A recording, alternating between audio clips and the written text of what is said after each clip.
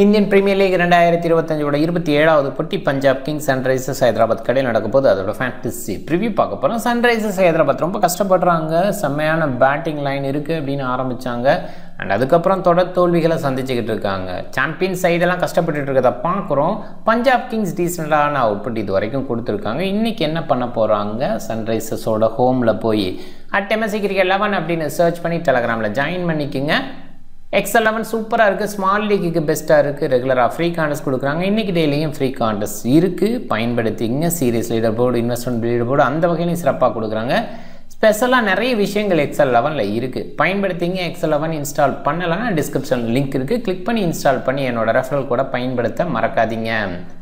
Rajiv Gandhi international stadium ஹைதராபாத்தில் தான் இந்த போட்டி. மழைக்கான வாய்ப்பு இல்லை. April 12 7:30 PM மேட்ச் ஸ்டார்ட் ஆகுது. டோட்டலாக 81 போட்டி, 33 பேட் ஃபர்ஸ்ட், 46 சேசிங் ப்ரிஃபர் பண்ணுறாங்க. ரீசன்ட் இயர்ஸில் 17 மேட்சஸ், 8 பேட் ஃபர்ஸ்ட், 8 சேசிங், ஒரு நோ ரிசல்ட்டு, 192 ஆவரேஜ். ஸோ இந்த ஹை ஸ்கோர் அப்படிங்கிற ஒரு விஷயம் ரீசெண்டாக நடக்கிற ஒரு விஷயமா பார்க்குறேன். அண்ட் சன்ரைசர்ஸை பொறுத்த வரைக்கும் அதிரடி அப்ரோச் அப்படிங்கிற ஒரு விஷயத்தை ரீசெண்டாக தொடர்ந்து எடுத்துகிட்டு வராங்க. அது அவங்களுக்கு சக்ஸஸாக போன சீசனில் அமைஞ்சாலும் இந்த சீசனை பொறுத்த வரைக்கும் டெஃபினட் ஃபெயிலியர் அப்படின்னு ஷோ பண்ணியிருக்காங்க. முதல் போட்டியில் பெரிய ஸ்கோரை ரீச் பண்ணாங்க, அந்த இடத்துல ஆப்போனன்ட்ஸை காலி பண்ணாங்க.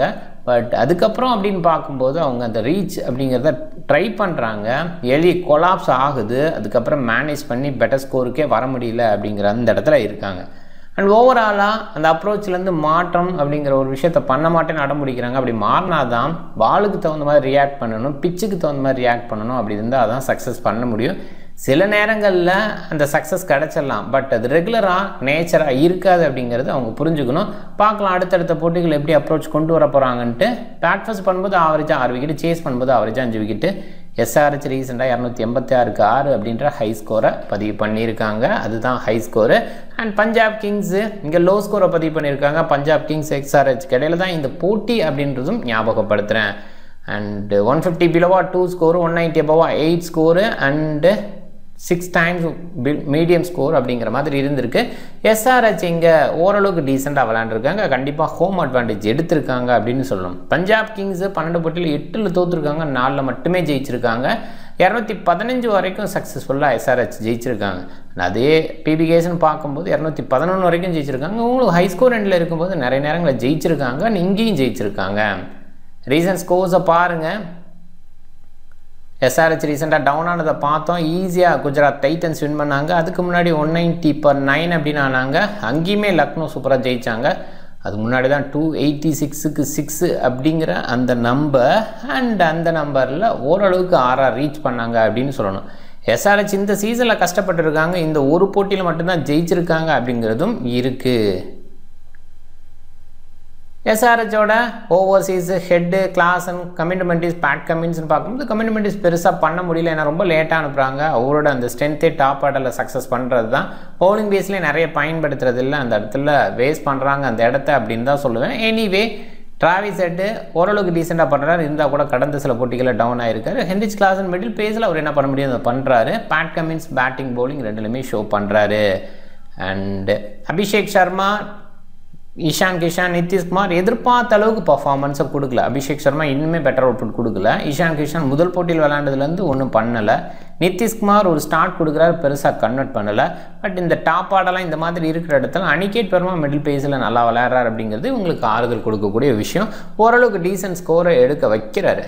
அண்டு பவுலிங் பேஸில் சமி, உனட்கட்டு, சிமர்ஜித் இவங்கெல்லாம் அந்தளவுக்கு சிறப்பான அவுட்புட்டை கொடுக்கல. சமி ஓரளவுக்கு ஓகேன்னு சொல்லலாம், பட் கண்டிஷன் இடத்துல பார்க்கும்போது சமி பெருசாக பண்ண முடியல. சீசன் அன்சாரி அந்த இடத்துல கொஞ்சம் பெட்டர் அவுட்புட் கொடுக்குறாரு. நம்பர் பேஸில் பார்க்கும்போது அபிஷேக் சர்மா ரீசெண்டாக பாருங்கள் டோட்டலாகவே டவுனு. டிராவிஸ் ஹெட்டு கடந்த சில போட்டிகளில் சரியாக இல்லை. ஈஷான் கிஷான் முதல் போட்டியில் அந்த செஞ்சுரி அடித்ததுக்கு அப்புறம் பாருங்கள் டோட்டலாகவே சரியாக இல்லை. நிதிஷ்குமார் ரீசன்ட் மேட்சஸ்லேயும் அந்தளவுக்கு கிரேட் இல்லை. ஆனால் அதுக்கு முன்னாடி ஒரு 30-32 அப்படிங்கிற அந்த நம்பர் கொடுத்துருக்காரு. ஹென்ரிச் கிளாசன் ஓரளவுக்கு அந்த 30s ரேஞ்சிலே ஸ்கோர் இருக்குது, அதனால் கண்டிப்பாக ஓகே. ஏன்னா இப்போ 30 அப்படிங்கிறது ட்ரீம் டீமுக்குள்ளே வரதுக்கான ஒரு விஷயமா இருக்கனால. அனிகேட் பெர்மா சில நேரங்கள் நல்ல இன்னிங்ஸு இந்த சீசன்லேயே முதல் போட்டியில் லேட் இறங்கினாலும் அந்த இடம் விட்டுருவோம். அதுக்கப்புறம் பார்க்கும்போது 36 from 13, 41 balls 74, 6 from 6, 18 from 14 அப்படின்னு இருந்திருக்கு. ஓரளவுக்கு டீசன்ட்னு சொல்லலாம். இந்த மிடில் ஆர்டருக்கு கம்யூனிட்டிஸ் நல்லா விளையாட முடியும். அதை வந்த முதல் போட்டியில் பேட்டிங்கில் ஷோ பண்ணார். ஸ்டில் பவுலிங் பேஸ்லையும் கொஞ்சம் பயன்படுத்தினா இன்னுமே கான்ஃபிடென்ட் வரும். அதே நேரத்தில் பேட்டிங் ஆர்டரில் மேலே அனுப்புனா கான்ஃபிடென்ட் வரும். மேலே அனுப்புகிற அளவுக்கு இடம் இருக்கானா அதுதான் கேள்வி. அப்படி இல்லைன்னா கம்யூனிட்டிஸ் இந்த இடத்துல பயன்படுத்தினா வேறு யாருக்காவது போகலாம். பவுலிங்கில் அபிஷேக் வர்மா சில ஓவர்ஸ் வீசுறாரு, கொஞ்சம் ரன்ஸ் கொடுக்குறாரு. கம்யூனிட்டிஸோட பவுலிங் முதல் போட்டியிலேருந்து ரெண்டாவது போட்டியில் ஒரு ஓவர் தான் கொடுக்குறாங்க, நிறைய பயன்படுத்துறது இல்லை. பேட் கமின்ஸோட ஓவர்ஸ் இருக்குது, ஆனால் அந்தளவுக்கு கன்சிஸ்டண்ட்டாக விக்கெட் எடுக்கல. சிமர்ஜித் ஓகே, அவருமே கடந்த 3 போட்டியில் விக்கெட் எடுக்கல. சமியை பொறுத்த வரைக்கும் ஆரம்பத்தில் கொஞ்சம் டவுனாக இருந்தாலும் கடந்த 2 போட்டியில் நல்லா பவுல் பண்ணியிருக்காரு. சீசன் அன்சாரியோட முதல் போட்டி விக்கெட் நிறையா இருந்தது, ஆனால் அடுத்தடுத்த போட்டியில் கொஞ்சம் எக்கனாமியை வீசுகிறார் அப்படின்னு பார்க்குறோம். இன்னும் விக்கெட் டேக்கிங்கில் பெருசாக பார்க்க முடியல. ஹோனுக்கட்டோட விக்கெட் டேக்கிங் நமக்கு தெரியும், இருந்தால் கூட ஐபிஎல்லில் கடந்த 5 போட்டியில் விக்கெட் எடுக்காமல் இருக்கார். அதே நேரத்தில் பஞ்சாப் கேக்கு அகெயின்ஸ்டாக நிறைய ரன்ஸ் கொடுத்துருக்கார், ஒரு விக்கெட் எடுத்திருக்கார் அப்படிங்கிற மாதிரி தான் பார்க்குறோம். பஞ்சாப் கிங்ஸு இங்கே ஓவர்சீஸில் ஸ்டோயினிஸ், மேக்ஸ்வெல், யான்சன், ஃபோகசன் இவங்கெல்லாம் நல்ல பிளேயர்ஸ், ரொம்ப ஃபேம் நேமு, நிறைய இடங்களில் போய் விளையாடக்கூடிய பிளேயர்ஸ். ஸ்டில் இவங்கள்ட்டேருந்து பெட்டர் அவுட்புட் வந்திருக்காங்கன்னா ஒரு பாயிண்டில் லாக்கி ஃபோகஸை நல்லா பண்ணியிருக்கார். மார்க்கோ யான்சன் ஐபிஎல்லில் சுமாராக தான் இருந்திருக்கு, ஆனால் போன போட்டியில் ஓரளவுக்கு கம்பேக் கொடுத்தார் பேட்டிங் பவுலிங் ரெண்டுலுமே. அண்ட் இங்கே டொமஸ்டிக் டேலண்டாக பிரயான்ஸ் ஆர்யா நல்லா பண்ணுறாரு. நெகல் வதேராவோட அவுட்புட் நல்லா இருக்குது. சசாங் சிங் எப்படி பண்ணியிருக்கார், போன சீசனில் கலக்கினார் அப்படின்னு தெரியும். இது வந்து உங்களுக்கு பாசிட்டிவ். அண்ட் பிரப் சிம்ரன் அப்பப்போ பண்ணுறதை பார்க்குறோம். ஓரளவுக்கு கன்சிஸ்டன்ட் அப்படின்னு சொல்லாட்டி கூட இன்னிங்ஸை பில்ட் பண்ணக்கூடிய குவாலிட்டி பிரப் சிம்ரனுக்கு இருக்குது. ஸ்ரேயாஸை பொறுத்த வரைக்கும் கன்சிஸ்டண்ட்டாக இருக்கார். கடந்த சில போட்டியில் கொஞ்சம் டவுனாக இருக்கார் அப்படின்னு சொல்லலாம். இருந்தால் கூட அவர் சூப்பர் பிளேயர், அதில் எந்த டவுட்டுமே கிடையாது. கேப்டனாக பெட்டராக லீட் பண்ணுறாரு. அண்ட் நம்பர் பேஸில் பார்க்கும்போது பிரியான்ஸு போன போட்டியில் ஒரு செஞ்சுரி அகெயின்ஸ்ட் சிஎஸ்கே. இப்போ சிஎஸ்கே யார் வேணாலும் அடிக்கலாம் அப்படிங்கிற நிலமையில தான் இருக்காங்க. பிரப் சிம்ரனை பொறுத்தவரை ரீசன் ஒரு சில நேரங்கள் அந்த பிக் இன்னிங்ஸை கொடுக்குற 69, 71 இந்த கடந்த 5 இன்னிங்ஸில் 2 இன்னிங்ஸ் அப்படி வந்திருக்கு. ஸ்ரேயாஸை பொறுத்தவரை கடந்த 2 போட்டியில் டவுன் அப்படின்னாலும் அதுக்கு முன்னாடி நாட் அவுட்ஸ்லேயே நிறைய இருந்தார் அப்படின்றது ஞாபகம் இருக்கும். ஸ்டோயினிஸோட பேட்டிங் எதிர்பார்த்த பர்ஃபார்மன்ஸில் இல்லை. பவுலிங் பேஸ்லேயும் விக்கெட் அதிகமாக எடுக்கலை. நெகல் வதேரா ரீசெண்டாக ஒரு சில இன்னிங்ஸ் நல்லா இருந்திருக்கு. ஸோ அதுக்கு முன்னாடி போன வருஷத்தோட எண்டில் டவுனில் இருந்தார். இந்த வருஷம் ஸ்டார்ட்டில் ஆரம்பத்தில் பயன்படுத்தல, லேட்டாக வரும்போது செம்ம இன்னிங்ஸ் கொடுத்துருக்காரு. கிளென் மேக்ஸ்வெல் கண்டிப்பாக டவுட்ஃபுல்லாக அந்தளவுக்கு கிரேட்டாக விளையாடலை அப்படிங்கிறதான் பார்க்குறோம். இருந்துமே பஞ்சாப் கிங்ஸ் தொடர்ந்து எடுத்துக்கிட்டு தான் இருக்காங்க. பவுலிங் பேஸில் சின்ன கன்சிடரேஷன் அண்ட் ஃபீல்டிங் பொசிஷன், அவர் கேச்சிங் பொசிஷன் நிற்கிறதும் ப்ளஸ்ஸு. சசாங் சிங் பாருங்கள் கலக்கிறாரு. அண்ட் கடந்த சில போட்டிகளை நம்பரை பாருங்கள், சூப்பராக பண்ணிகிட்ருக்காரு. நாட் அவுட்ஸ்லேயும் முடிச்சிருக்காரு. இந்த சீசனில் இது வரைக்கும் அவுட் ஆகலை அப்படிங்கிறதும் இருக்குது. மார்க்கோ யான்சனோட பேட்டிங் போன போட்டியில் வந்ததை பார்த்தோம். கண்டிப்பாக குவாலிட்டி இருக்குது, பேட்டிங் குவாலிட்டி இருக்குது. இருந்தாலும் ஸ்பின்னரை ஹேண்டில் பண்ணுற விதம் மட்டும் அந்த அளவுக்குலாம் பெருசுன்னு சொல்ல முடியாது. அண்ட் பவுலிங்கில் மார்க்கோ ஸ்டோயினிஸ் ஓவர்ஸ் வீசுறாரு, இருந்தால் கூட பெஸ்ட்டாக இல்லை. போன போட்டியில் ஒரு ஓவர் வீசினார். கிளென் மேக்ஸ்வெலை பொறுத்த வரைக்கும் ஒரு சில ஓவர்ஸ் வீசுறாரு, வீசும்போது விக்கெட் எடுக்கிறாரு. மார்க்கோ யான்சனோட விக்கெட் டேக்கிங் அவ்வளோ பெஸ்ட்டாக இல்லை. அண்டு சில நேரங்களில் பேட்டிங் எதுவும் அவுட்புட் கொடுத்ததான். போன போட்டியில் கூட 48 ரன் கொடுத்துட்டாரு. ஒரு நல்ல இன்னிங்ஸ் அப்படிங்கிறத பில்ட் பண்ணி ஷோ பண்ணார். That is 19 ball 34 not out அப்படின்றது. ஹர்ஷ்தீப்போட பவுலிங் டீசெண்டாக இருக்கும். இந்த ஃபார்மேட்டில் பெஸ்ட்டு போன போட்டியில் மட்டும்தான் விக்கெட் எடுக்காமல் இருந்தார். லாக்கி ஃபோகசன் கன்சிஸ்டண்ட்டாக விக்கெட் எடுக்கிறார். அது எக்ஸ்ட்ரா பீஸ் வேல்யூ ஆகுது. அண்ட் லென்த்து கரெக்டாகவும் வைக்கிறாரு. ஜஹலை பொறுத்த வரைக்கும் இந்த சீசனில் இல்லை, ஓவராலாக போன சீசன்லேருந்தே கொஞ்சம் டவுனாக இருக்கார். எஸ்ஆர்ஹெச்சுக்கு எகென்ஸ்டாக எப்பயுமே சக்ஸஸ்ஃபுல்லாக இருந்திருக்காரு. கடந்த 2 போட்டி விட்டுருங்க, போன வருஷம் 2 போட்டியுமே சரியாக இல்லை அப்படின்னா கூட அதுக்கு முன்னாடி 2023 4 அப்படின்னு விக்கெட்டு, அதுக்கு முன்னாடி ஒரு 3 விக்கெட்டு இப்படின்னு இருந்திருக்கு. எஸ்ஆர்ஹெச்சுக்கு எகென்ஸ்டாக அவரோட நம்பர் நல்லாவே இருக்குது அப்படின்னு இது சொல்லுது. அண்ட் ஹைதராபாத்லேயும் அந்த 4 அப்படிங்கிற அந்த நம்பர் அப்படின்னு பார்க்குறேன். யாஸ் தாக்கூர் ஓரளவுக்கு டீசன்ட் பவுலர், நிறைய பயன்படுத்துவாங்களா அப்படிங்கிறது கேள்வி. மேபி இந்த இடத்துல வேறு யாரையாவது யோசிக்கிறாங்களா யாஸ் தாக்கூருக்கு பதிலாக பவுலிங் பேஸில் ஸ்பின் பேஸில் தேவைன்னா ஹர்பிட் பிராட் போகலாம். முதல் போட்டியில் நல்லா பண்ணார். சொல்லப்போனால் வைஷாக் விஜயகுமார் அகென்ஸ்ட் ஜிடி வேறு லெவல் எண்டில். ஸோ அவரை பயன்படுத்தாமல் இருக்காங்க. அடுத்தடுத்து மேபி அவருக்கு எதுவும் வாய்ப்பு கொடுக்கணும்னு நினைக்கிறாங்களா பார்க்கணும். எஸ்ஆர்ஹெச் கண்டிப்பாக அவங்களோட அதிரடி அப்ரோச்சை கைவிட்டாகணும், பாலுக்கு ரியாக்ட் பண்ணணும், பிச்சுக்கு தகுந்த மாதிரி ரியாக்ட் பண்ணி பண்ணால் மட்டுமே ஜெயிக்க முடியும். ஸோ ஏன்னா அதில் சக்ஸஸ் இல்லை அப்படிங்கிறது அவங்க மைண்ட் லெவல் ரெஜிஸ்டர் ஆகிடுச்சு. போன சீசனில் சில அடி வாங்கினா கூட அதை அப்படியே கண்டினியூ பண்ணாங்க, ஒரு இடத்துல எண்டில் முடிச்சு கொடுத்தாங்க. அதே இடத்துல அடிக்கடி வெற்றி கிடச்சிது அப்படிங்கிறதும் இருந்தது. பட் இந்த சீசனில் முதல் வெற்றியை தவிர்த்து கஷ்டப்படுறாங்க அப்படின்ற இடத்துல கொஞ்சம் யோசிச்சு தான் போவாங்க. பாசிபிளாக கொஞ்சம் ஸ்டடி பண்ணி ஆடணும் அப்படின்னு நினைப்பாங்க. கம்மிட்டு மேலே இருந்துச்சா கொஞ்சம் அந்த ஸ்டடி இன்னிங்ஸை கொடுக்க முடியும். அந்த மாதிரி விஷயத்தை எஸ்ஆர்ஹெச் பண்ணுவாங்களா? பஞ்சாப் கிங்ஸ்னு பார்க்கும்போது டெஃபினட்டாக அவங்க நல்லா பண்ணுறாங்க. ஸோ சில லோக்கல் டேலண்ட்ஸு, அதே நேரத்தில் இன்டர்நேஷ்னல் டேலண்ட்ஸ், பெரிய innings filter and game changes தான் வச்சுருக்காங்க. பட் அவங்கள்ட்ட பெஸ்ட் அவுட்புட் வரல அப்படின்னாலும் கேம் சேஞ்சஸ் வச்சுருக்காங்க அப்படிங்கிறது இருக்குது. நியூ பாலை சமி அண்ட் பேட் கமின்ஸ் எடுத்துக்கிறதுக்கான வாய்ப்பு. சிம்மர்ஜித் நியூ பால் எடுத்தால் ஆச்சரியப்படுறதுக்கு இல்லை. அண்ட் இந்த சைடு லாக்கி அஸ்தீப் ஸ்டார்ட் பண்ணலாம், அஸ்தீப் மார்க்கோ யான்சன் அப்படின்னு ஸ்டார்ட் பண்ணலாம். அண்ட் கண்டிப்பாக வந்துட்டு ஹெட் இருக்கிறது இந்த மாதிரி கான்செப்ட் யோசிக்கும் போது இங்கே லாக்கி ஃபோக்கஸ்னு ஒரு டீசன்ட் சாய்ஸு.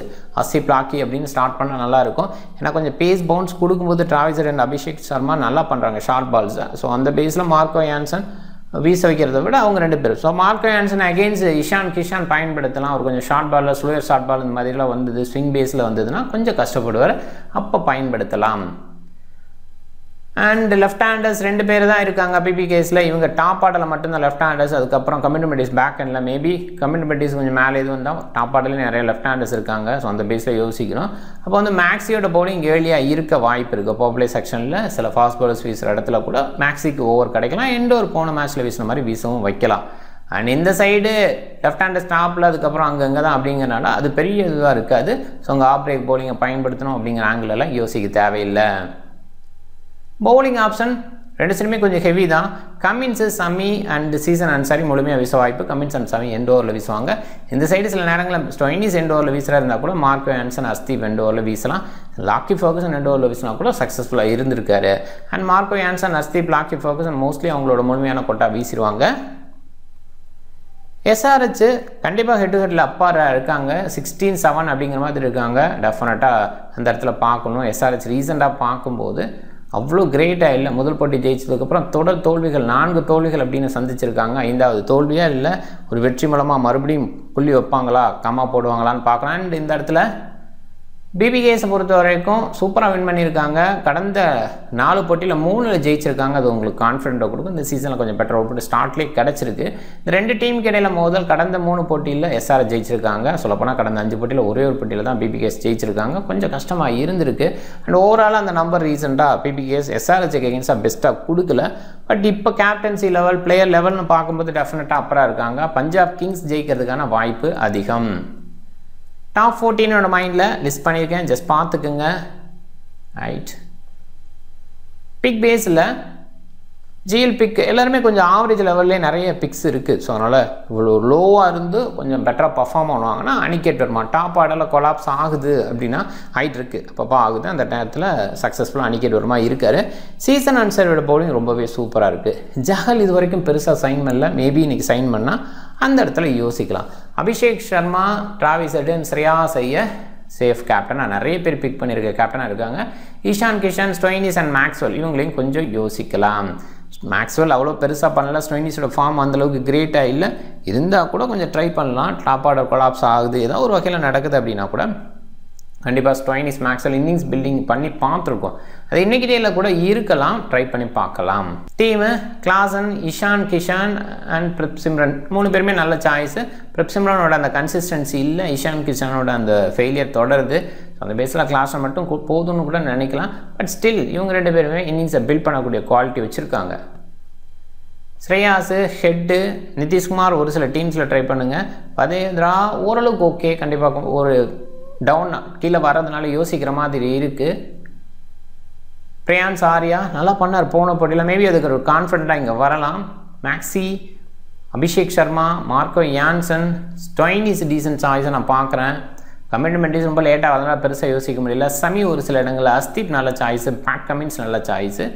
லாக்கி ஃபோக்கஸ் எடுக்கணும். ஸோ இப்போ யாரையாவது மிஸ் பண்ணி போகிற மாதிரி இருக்கும். மேபி ஸ்டோயினிஸ் நல்லா பண்ணலை அப்படின்னு யோசித்தாலோ, இல்லை இந்த டாப் ஆர்டரில் இஷான் கிஷான் வேணாம் அப்படின்னு நினச்சாலும் லாக்கி ஃபோக்கஸன் எடுக்கலாம். ஏன்னா லாக்கி ஃபோக்கஸன் விக்கெட் டேக்கிங்கில் நல்லா பண்ணிகிட்ருக்காரு.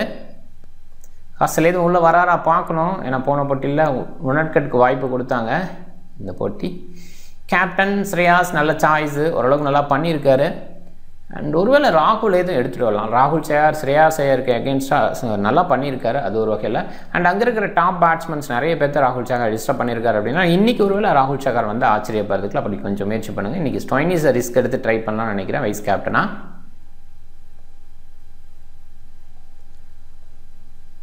டீம் பாருங்கள், SRH அவ்வளோ சிறப்பாக பண்ணலை, இன்றைக்குமே அப்படி பண்ணுறதுக்கு வாய்ப்பு இருக்குது. பட் ஹோம் அட்வான்டேஜ் நிறைய எடுத்திருக்காங்க. இன்னும் சொல்ல போனால் அந்த டாப் 3 ஹோமில் பெட்டர் அவுட்புட் கொடுத்துருக்காங்க. டிராவிஸ் ஹெட், அபிஷேக் சர்மா ரொம்பவே சக்ஸஸ்ஃபுல்லாக இருந்திருக்காங்க. நிதிஷ்குமாரை ட்ரை பண்ணுறது ஒரு சில இடங்களில் ஓகே, அவர் ஓரளவுக்கு ஸ்டெபிலிட்டி கூட கொடுக்கலாம். ரீசனாக இன்டர்நேஷ்னல் எல்லா இடத்துலையுமே சக்ஸஸ் பண்ணியிருக்காரு அப்படிங்கிற பாயிண்டில் ட்ரை பண்ணுங்கள். அண்ட் பேட்டிங் பேஸில் ஒரு டீம் ட்ரை பண்ணுறது நல்லது. ஏன்னா ராஜீவ்காந்தி இன்டர்நேஷ்னல் ஸ்டேடியம் இப்போதைக்கு கொஞ்சம் பேட்டிங் பேஸில் நிறைய கொடுத்துருக்கு.